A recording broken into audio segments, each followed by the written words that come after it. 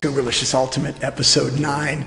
And this is going to be a fun show. My guest tonight is Chuck Kindred. I met Chuck while I was working the booth at the San Francisco Flamethrowers. Chuck was next door doing ESPN broadcast with Evan Lepler, the voice of Ultimate Frisbee. And I have to tell you, watching these guys work, Chuck was smooth. It was very impressive. And then a few months later, watching him out on the beach, I was able to guard him and try not to get burned. It was nice to see him. He was very smooth out there as well.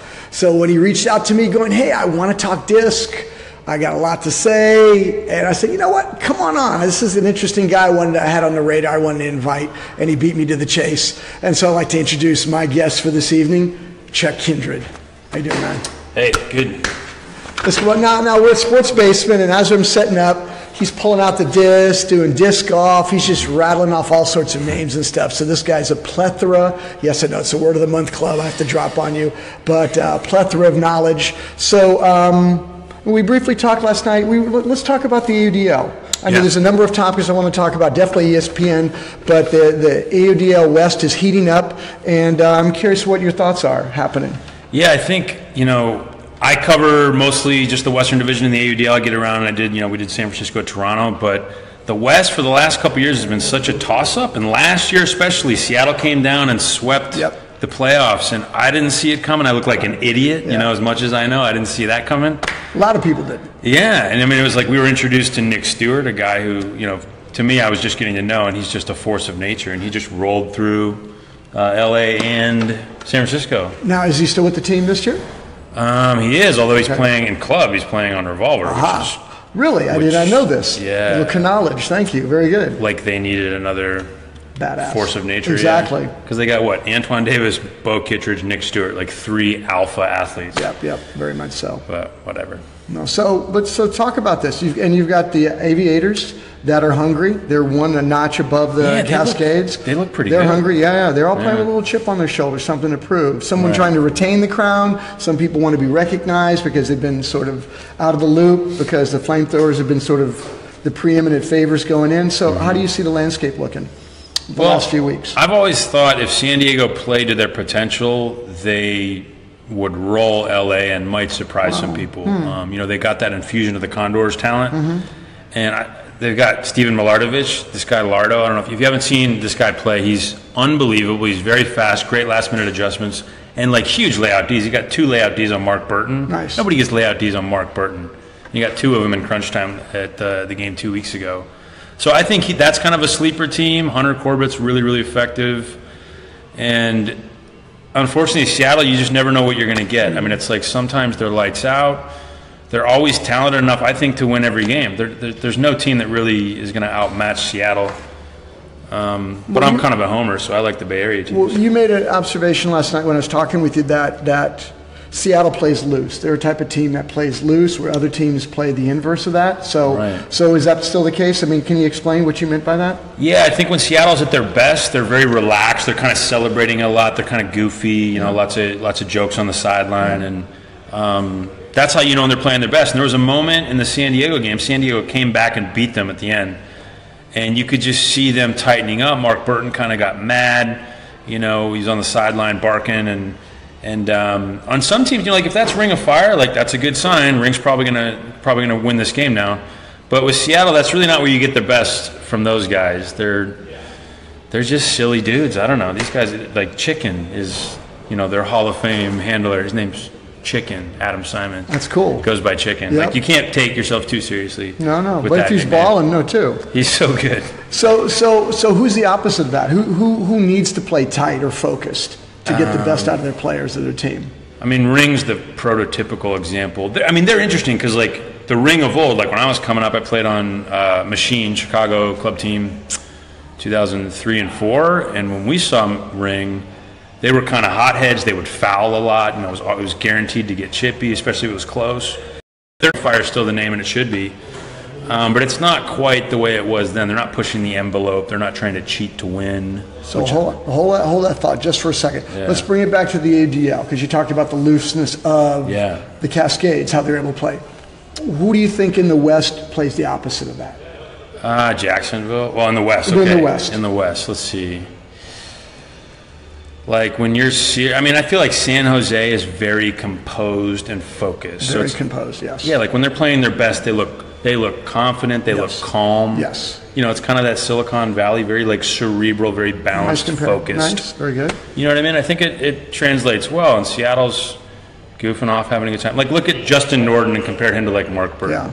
Justin Norden just looks like he's out walking the dog. Very calm and he's killer. Incredible. Exactly. Very much incredible, but definitely very calm and almost seems bored. Yeah, he's wearing pants. He's like, you know, might get cold later. Let's wear some pants. Right. Meanwhile, he's like throwing every goal. Sick. He's devastated. Yeah, very much so. I'm surprised. I mean, how calm he is. He's like, yeah, you know, if I got to be awesome, I guess so.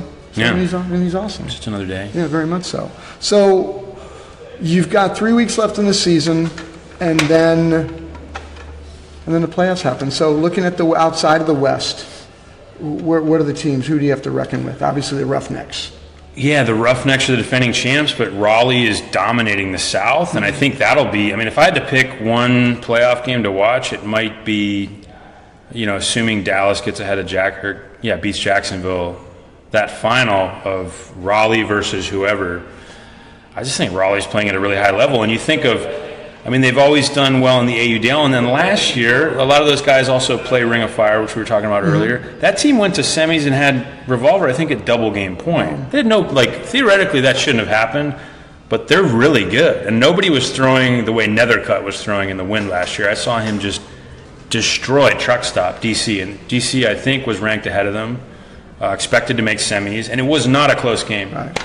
And Nethercutt was throwing in that wind like no one else on the field. He was doing that in France during the Beach World. Was he? He was just making sick throws. Yeah, he's powerful and he understands the wind, I think, better than most guys. Too. Yeah, very much so. Yeah, there's some guys that get it.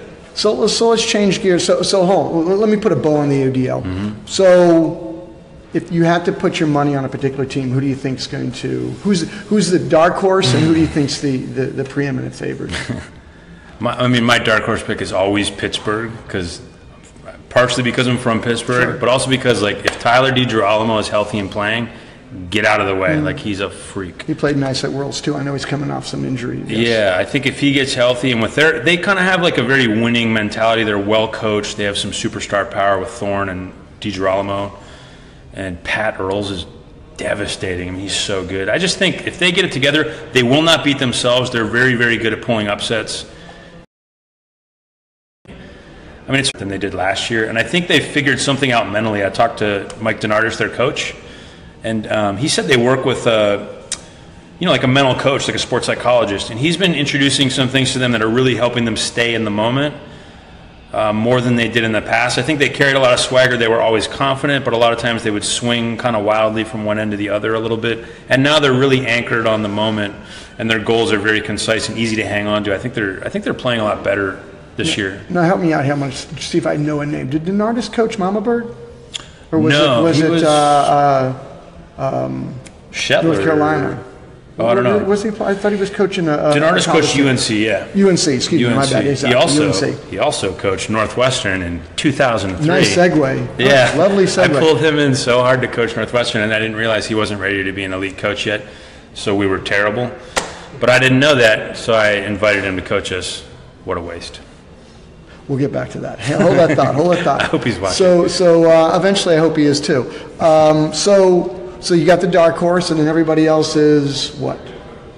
Yeah, middle of the pack, man. I don't see the winner coming out of the West. I wish I did. I love Bay Area teams, but they were just underwhelming as a division last year in the playoffs. I mean, how easily Seattle won, and then how easily Seattle was handled by the South Division was pretty telling. I mean, that Dallas game was not close. So I think the winner out of the South, I put them ahead of Madison. I put them ahead of Toronto. Yeah, I feel like whoever wins the South is probably your favorite, and I would say it's Raleigh. Okay, thank you very much. That's good to get an idea. With 3 weeks left, a little insight of what's going to happen and some prognostication that might happen during the playoffs of the championship. Mm-hmm. And so let's talk about a little bit. We were talking about Revolver.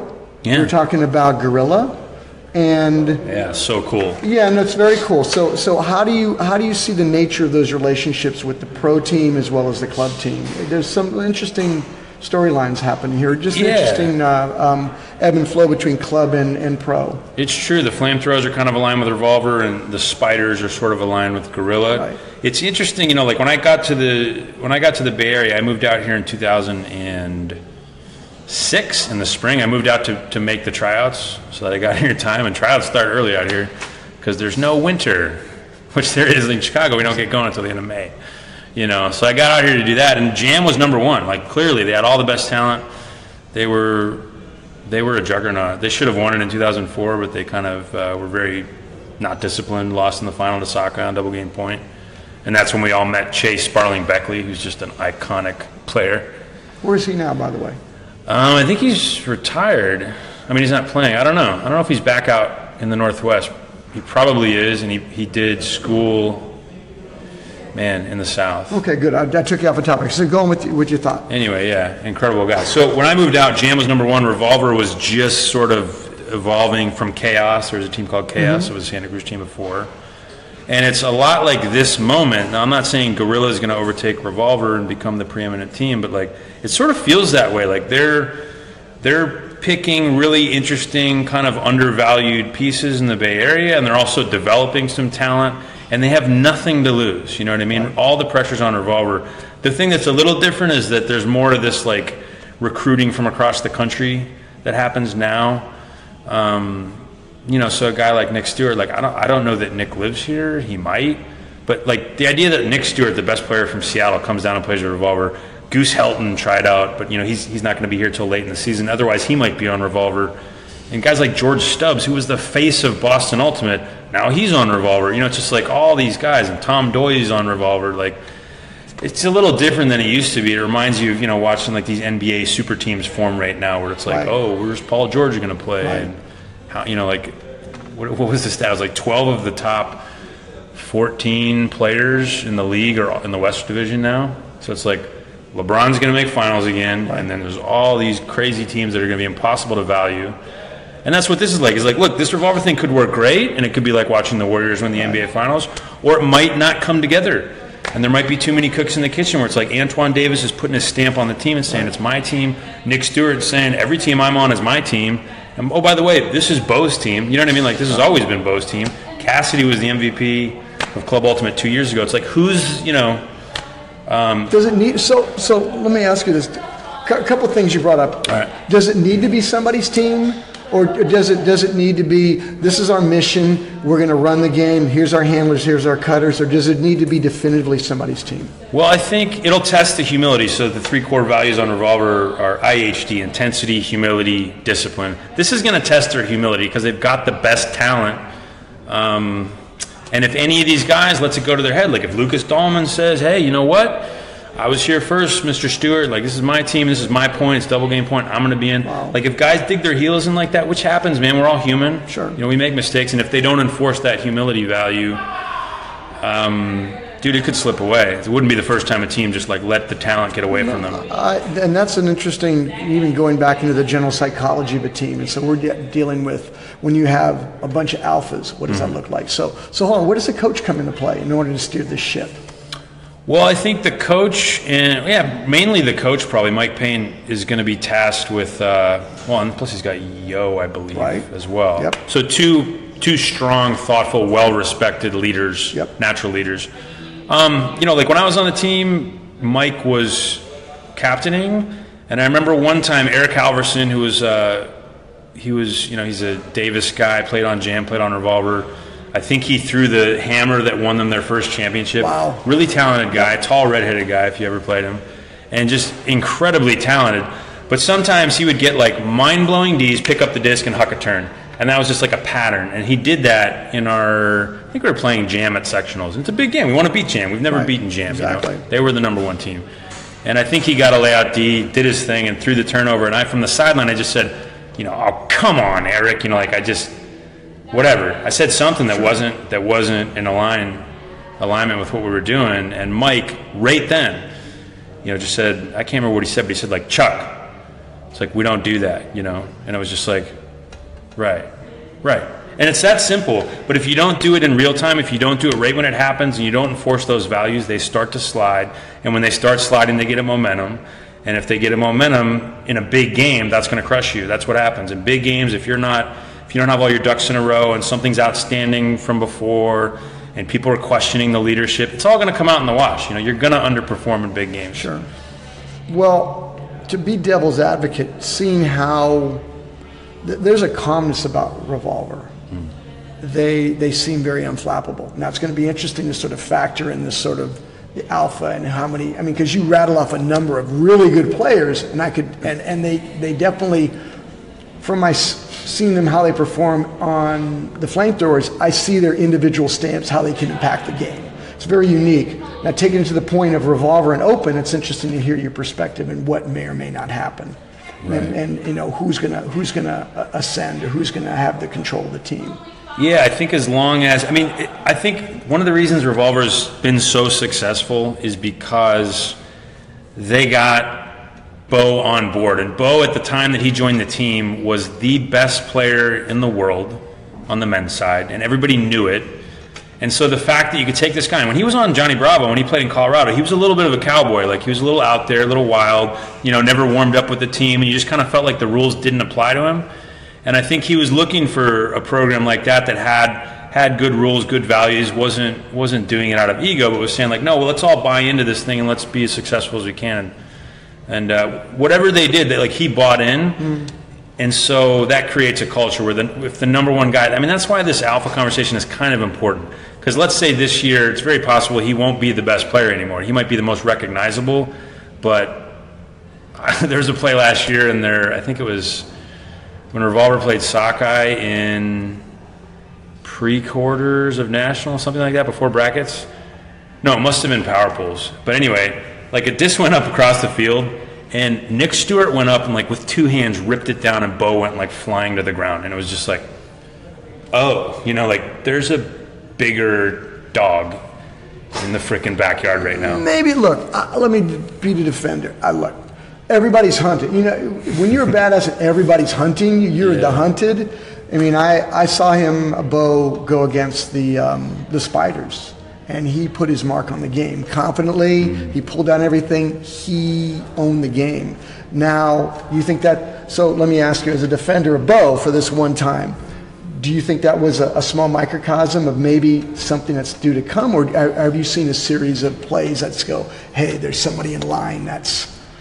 that's a really good question. I think because he's been injured too. Yeah, and I think his top is still higher than everyone else's. He's working really hard. Yeah, but he's older, so he's not going to be able to do it all the time. He used to just be able to do it all the time. Sure. I still think when he locks in, he's still probably going to be better. That's my guess. I think he's still able to win foot races, and he's also just got this crazy hunger for the disc. Yeah, no, very much so.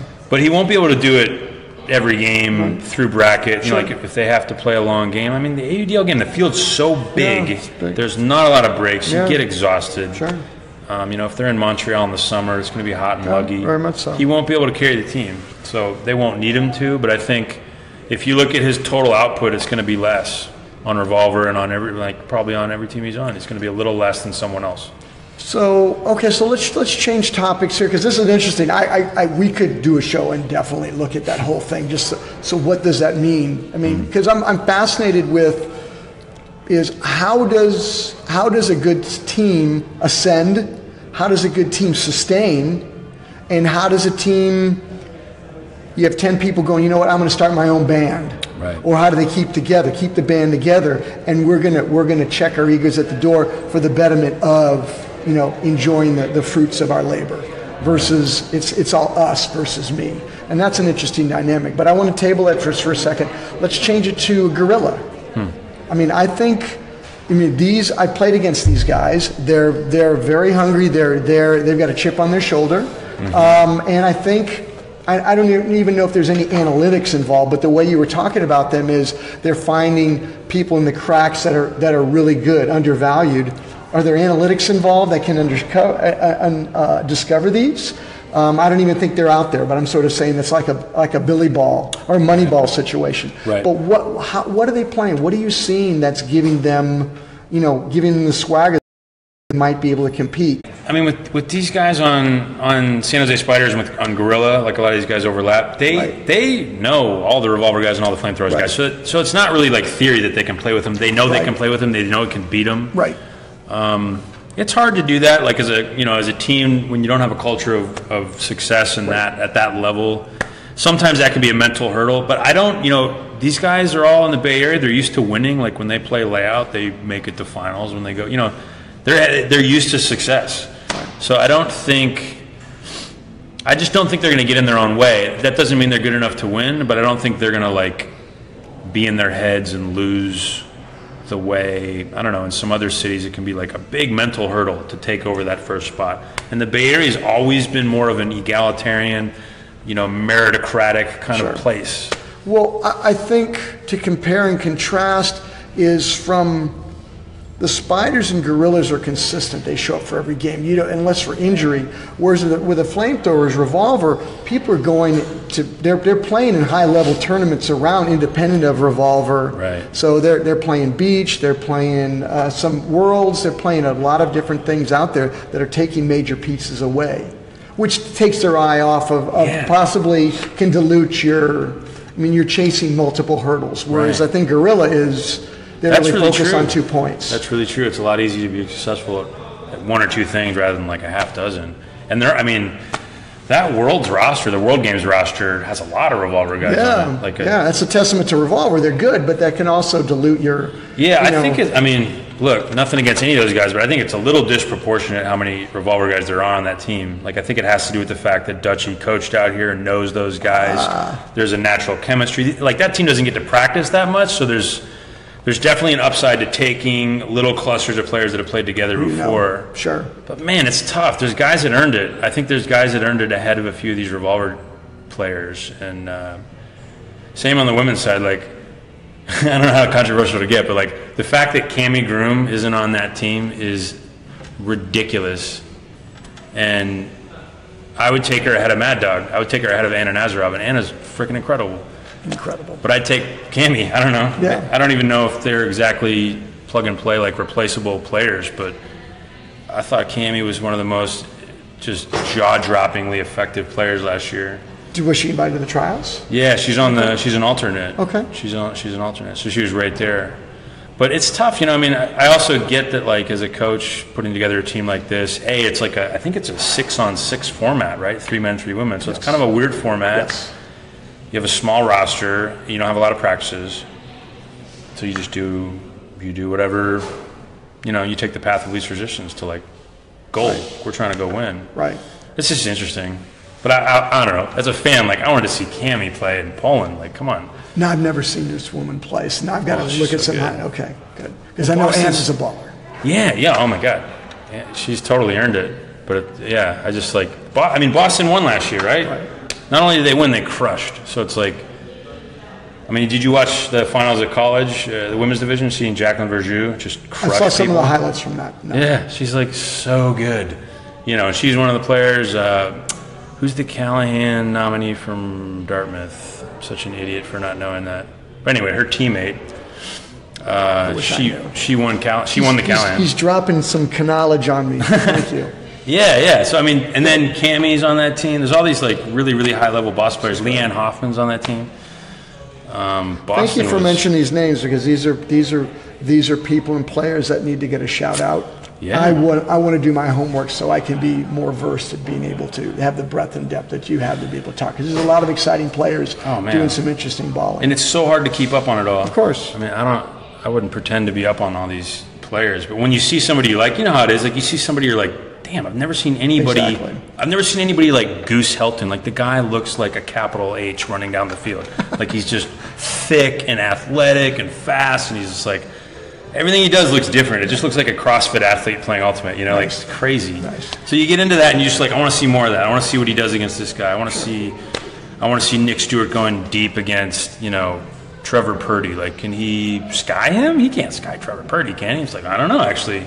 Maybe he can. Like, you never know, because these are two guys that, like, you would never mistake them on the field, but they're they play the same position. Like, they're both going deep. They're both really good in the air, And they both, like when the disc goes up, you know they're ready to make a play. That's nice. I like yeah. that. I'm fascinated with that, to be able to make the play in the air. So, okay, so looking at our schedule here, let's change gears and get an ESPN. Yeah. That seems, most people who have digested ESPN in some, they're the mothership. Yeah, they're ubiquitous. So you played, I'm going to say you were announcing for the Ocho. Yeah. And that's right. So what was that like when you got the nod? Was it just a sort of toe in the water, or did you get some sort of immersion of what that sort of looks like beyond the veneer? Yeah, it was cool. So I got to call Club Nationals last year. What did that call look like?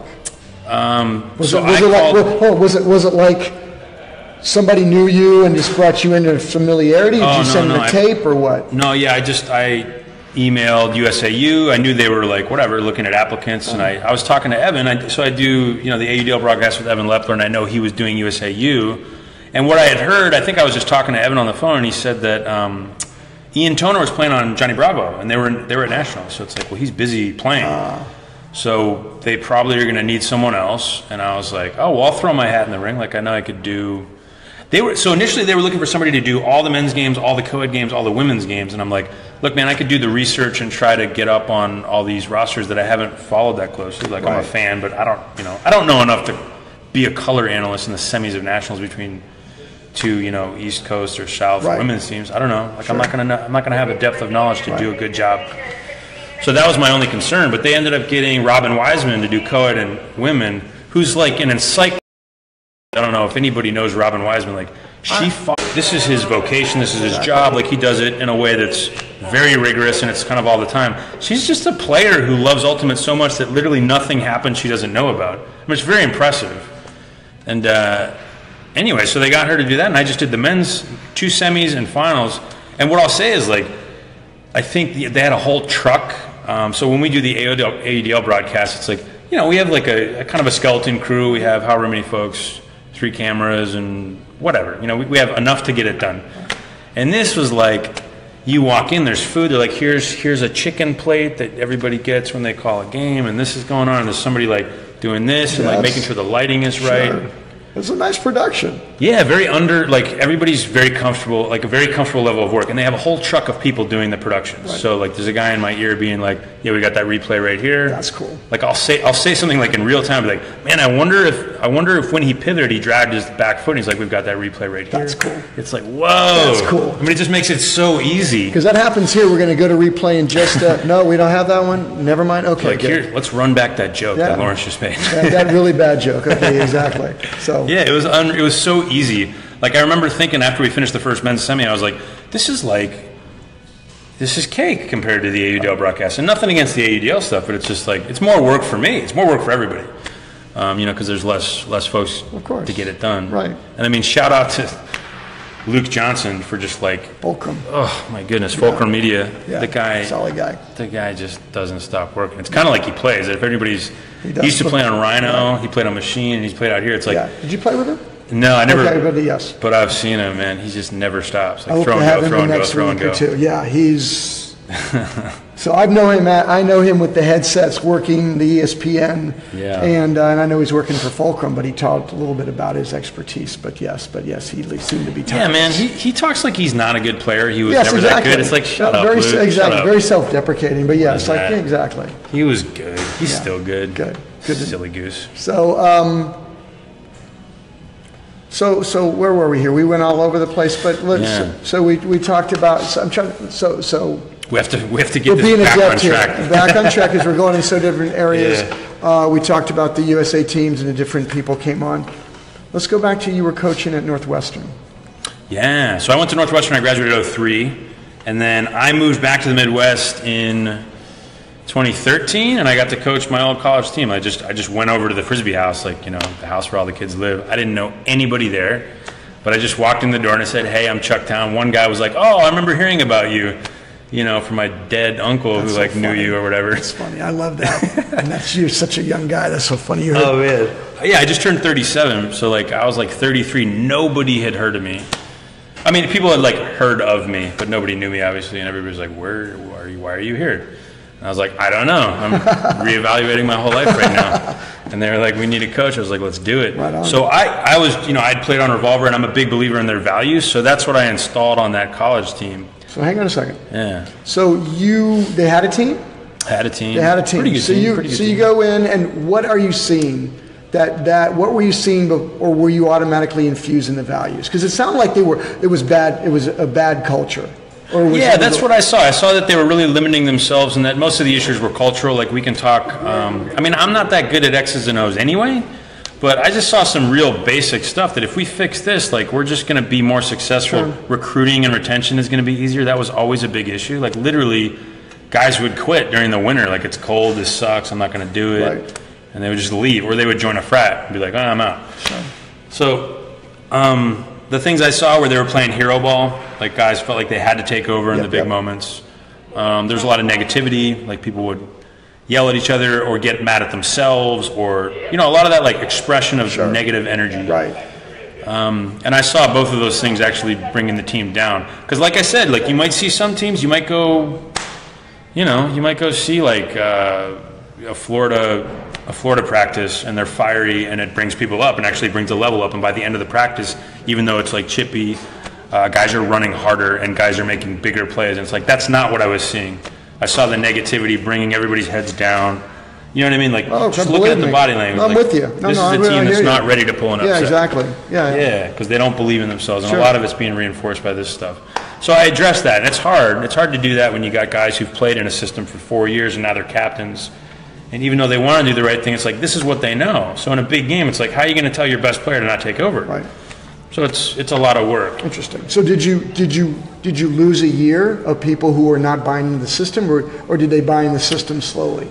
Pretty much everybody bought in. I mean, there were a couple challenging cases, but yeah, I mean, it was. Yeah, actually, now that you mention it, that's pretty incredible that everybody stayed. Everybody stayed. Which is kind of cool. Sometimes you find a situation where you've got some knuckleheads going, no, I'm the alpha, this is my team, I've waited this long, now it's my team, and what are you doing upsetting the Jenga table? So now, but you must have had, you had cred being on Revolver, you had their attention. I did, yeah. You can ball with them. I did. You had their attention, so why wouldn't they listen to you? And yeah. I'm sure they had some I'm sure there was some successes that said, look, I'm not just talking out of my butt.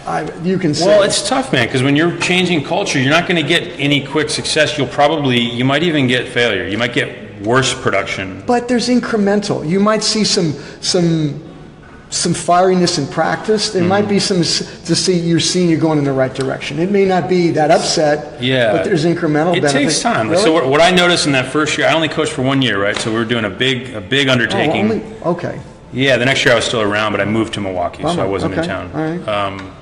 But I saw in some situations we underperformed, we did worse, and that's just the truth because we're changing the foundation that the team sits on.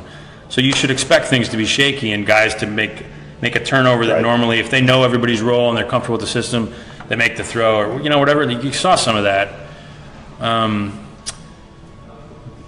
But so. You're right. People had some respect for me, and I think there's a kind of there's a lot of like gender equity talk in Ultimate these days. Yeah. So I think like as a white man, it's just important that like A, you own your privilege, and B, that you use it for something good. So I had a certain amount of privilege, just because I played on Revolver. Like I'm actually not that great of a coach. Like if you know me, I'm not that great of a coach. Like I'm good at working with teams, but you probably don't want me to be your head coach. But whatever, I saw that they trusted me. I saw that I had a platform to do something really good and important, so I used all my weight to like shift the culture and keep these guys engaged and use it all as teaching points, still trying to win, but just like see what happens when we stay together in that moment. Even though we still lost a game to Indiana and it was double game point, it's heartbreaking. I constantly point out what's changing. Did you see how we stayed together? We stayed together, and to beat us, they had to make a big play. They weren't going to get us to quit. And remember how we used to quit. It's a lot of work, but I mean, what are we doing, right? Like if you've got privilege, use it for good. And if you're, like in terms of gender equity, like the people that should be talking about gender equity the most are the men. And that's, in America, for whatever reason, that's not how we do it. That is how we should do it.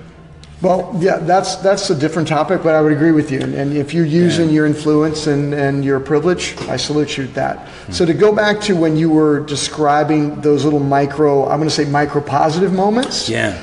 I mean, from a coach's perspective, what you described, you made a good team have to make a dramatic play. Little things that, from a coach's perspective, you can go, you know what, we're going in the right direction. Those are very satisfying. They may not be overt. They may even dip. But you're seeing the cultural shift for the better, and those are satisfying moments. Yeah, they are. From a coach. It's a long play. I remember. I remember being so exhausted at the end of like certain tournament days, where it's like I had a couple assistant coaches, and we would go get dinner separate from the team, and I would just like spew like all the negativity and doubt and just whatever, because it's like it's a lot to carry, man. I don't know. I don't know if we're gonna win tomorrow. I hope we do. I hope this is working. It's like so far it's hard to tell, but I hope it is. You just keep going. I mean, it's like a lot of things in life. Like you just commit, you buy in, and you do your best, and you don't quit. Like you just keep going. Like I'm committed to doing this year, and even though there's no indication whatsoever today that it's working, like nothing went well. It's raining. My shoes are ruined. And we lost like two games to teams that I think we should have beat. But that's what's going on today. Like you just stay with it. I don't know. Well, as a coach, I like the micro moments. Yeah, you have to use those as teaching moments, and you also like, even for me, like mentally, you have to like remind yourself that something's happening. Yeah. So I'm talking to them, and I'm also talking to me to keep myself going. The voice in your head, and that's a good point, because you are doing battle with demons. Maybe there's alumni, maybe there's parents, there's whatever that you might have self-doubt. So I can understand that. And it's battle with yourself. I've always thought culture was so fascinating, because I went away and I came back like 9 years later, and all the college teams were generally the same. Northwestern had the same feeling, totally different players. Like I said, they didn't even know me, but they were playing just like we played, and their best guy was playing just like I played. It was just like it was all the same crap. And Illinois, they were still losing to Illinois every time, and Michigan was still playing their way. Like nothing had changed, and I'm like, look, I'm changing this. Like, I don't care. Like, there's a new character in Northwestern Ultimate, and it's going to look like this, and I will make it happen. And I don't know if they're ever going to go win nationals, but it's not the same, and it's never been the same since then. So I'm like so proud of that. So before we can put a bow on this, when you left, was there was a deceleration of the Kindred story? Did it? What happened? So the guys that were there before the cultural shift, they slowly start to graduate. So then you wind up with like fourth-year captains that have only played under this set of values and this way of doing things, which is pretty incredible. Yeah, very nice. So the thing you run into, which I think is a challenge that Revolver has this year, especially since they're so stacked, is like you start to just get complacent, and you don't have to work for it. You win all your games pretty easily. You have more talent.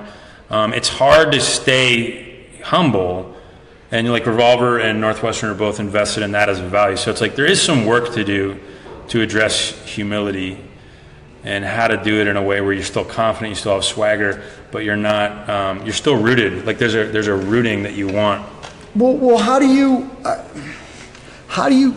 So you keep going back to Revolver. How do you take a good team and sustain? I mean, is natural entropy of life, you're at the or is it sustainable for a certain time with some jagged up and down, but you're still at the pinnacle? I mean, so given how would you change, how would you make the culture, I'm asking multiple questions here. Sure. How would you make the cultural in Northwestern sustainable, or even Revolver sustainable? I think they both are, but there's things you have to do every year to keep things. In other words, like, how I was saying earlier, if you roll into a big game and things are unresolved and people are questioning decisions that the leadership has made that they haven't addressed, or there's a power struggle for who's the number one player. That's not like a healthy, fun power. Like, it's not like competing against each other. It's like different. So if things like that are happening and you try to just ignore them and be like, whatever, let's not deal with it, it's fine, it's going to be fine, we got plenty of guys, we're going to win. Right.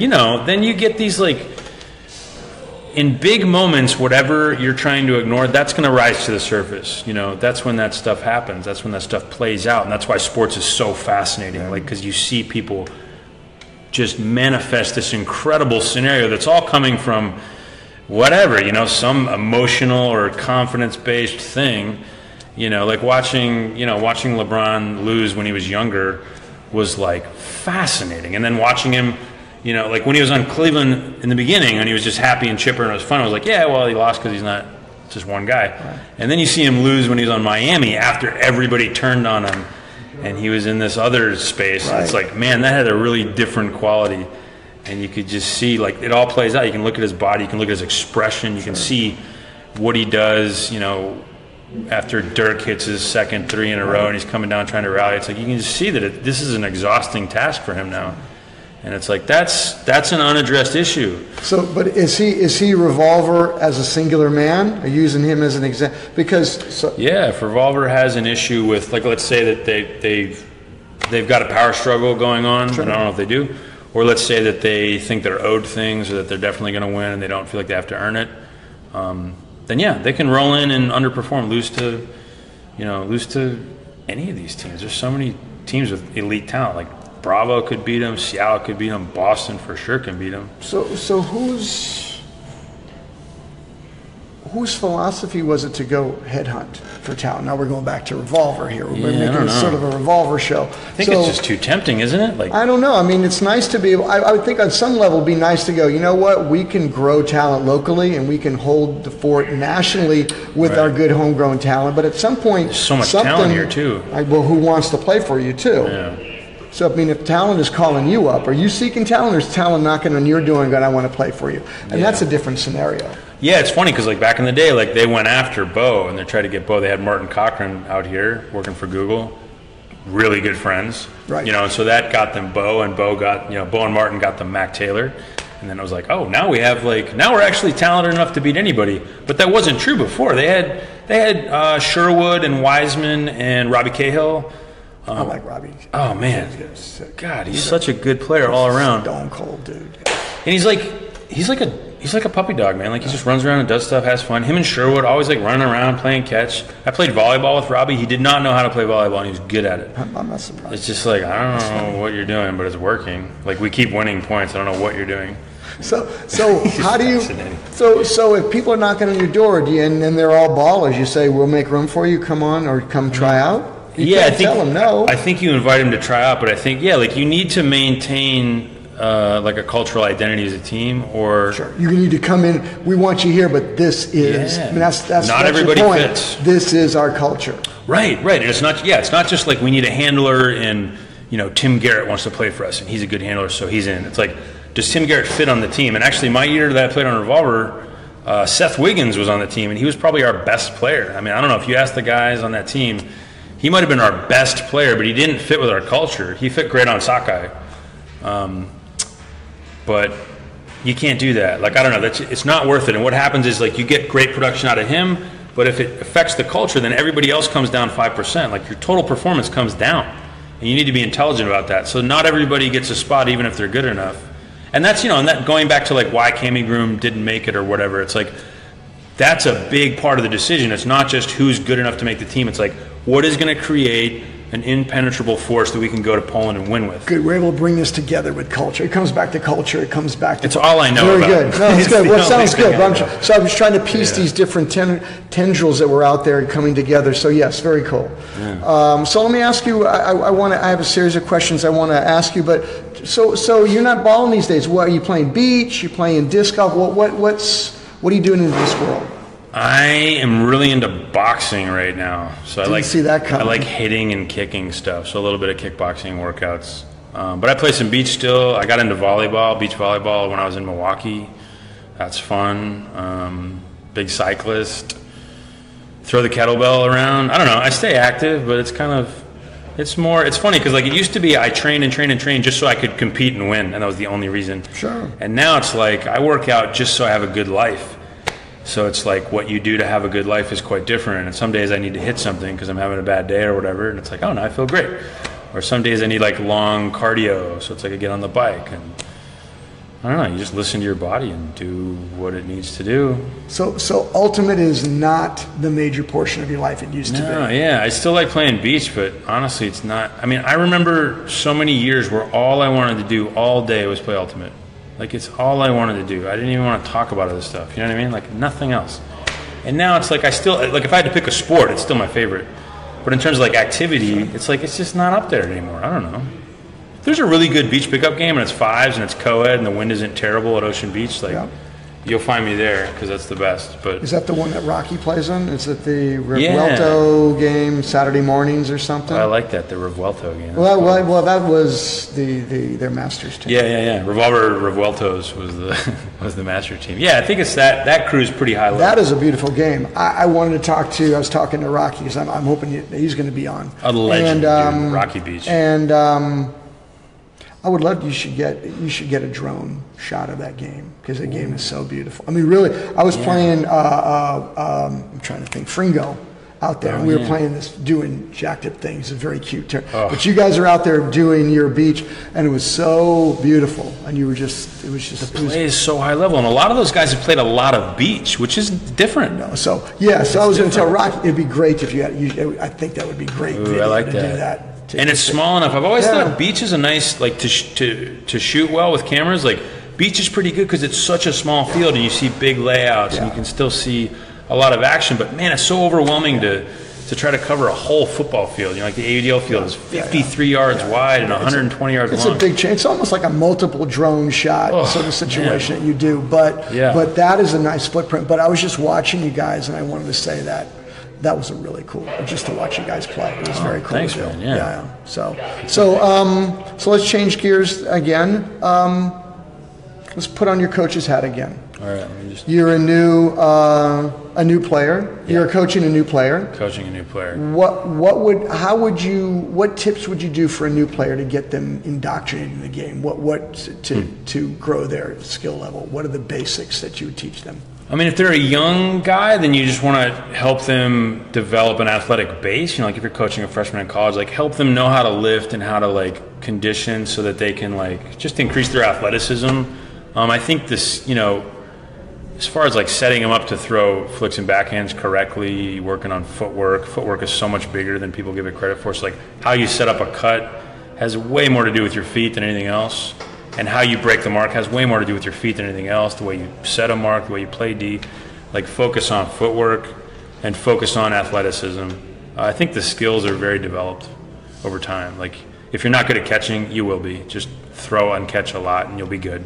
So it's interesting you mentioned, I've asked this question to a number of people, and it's interesting you talked about the athleticism, and it's always interesting that more times than not, you find non-athletes coming to the game or matriculating up. Rarely do you get you don't get the athlete coming in. To that point, when you mentioned, is weights the first part of getting them to become an athlete? Can you expound on that? What you mean? Well, I think when you're young, that's really important to like build a base. It prevents injury. It also helps you like run and cut and do a lot of things you need to do. It's a very grueling sport. It's really hard on the legs. That's how you grow the athlete. Interesting. Okay. I think so, and you wind up with fewer injuries and with just more ability to pivot out and lunge and get low and run hard and jump and all that stuff. Like, it's a lot more muscle than you really have at that age. So it's I don't know. I think that's important. If it's a newer club player, I mean, I think there's something about talent development that you kind of have to have a curious mind about. So like you want to be curious about what this guy can do that maybe you've never seen. Mm-hmm. There's basic skills you're going to develop, but you want to like let them go out and make mistakes and watch how they do it and see what changes over time. So I mean that's different than like something on like a revolver squad or something. But I think the Bay Area develops talent better than any scene I've seen. Maybe Seattle. I mean Seattle really develops talent too, and creative talent. Guys that throw differently than other guys, and guys that are just dynamic and make plays that just look different. Like how the heck. Who is this guy? Like why? Like I remember when Russ Wynn came on the scene from UC Santa Cruz. And I was like, who is that? Like that guy's crazy. He looks weird. He runs weird. He jumps and twists in the air. He's got this crazy aggressive mark that somehow works, but I don't get it. I don't get anything about him. But it's like, but he's been coached and encouraged, and he's phenomenal. I mean, obviously, the secret's out now, but. So you have a player wanting to make the jump in club.